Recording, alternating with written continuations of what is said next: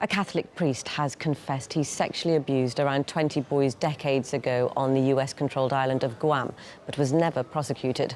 Other church members were aware of the situation, but only suggested the priest pray and repent for his sins. In a phone interview with a local radio station, the priest said it was possible that he abused an altar boy. He also stated he regretted his actions. The priest went on to say that he assaulted several children. One of the alleged victims made his testimony public years after the incident took place.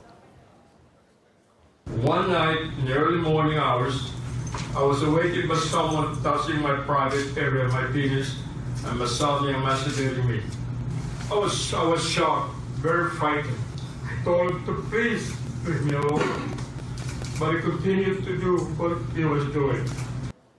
Despite the priest's confession, he can't be prosecuted under the current law.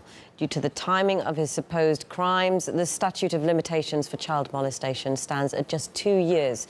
In a separate interview, he claimed he now knows that what he did was wrong, but at the time, he saw no fault in his actions. At that time, I got the impression that kids liked it, so I went ahead with it. But now, of course, I know it's wrong, and I'm paying for it.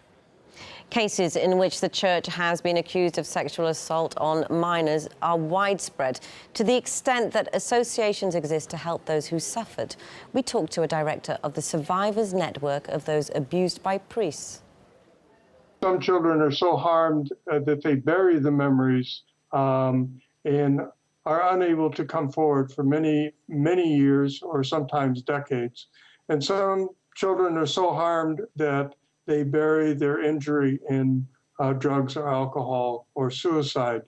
And when you allow vile, cruel child sex abusers to continue to practice, if they're able to escape the first 2 years, this allows them to continue to abuse children for decades. Child abusers will abuse 60, 70, 100 different children. 2 years is outrageous. There should not be any time limit because the injury, for one, is a lifetime injury.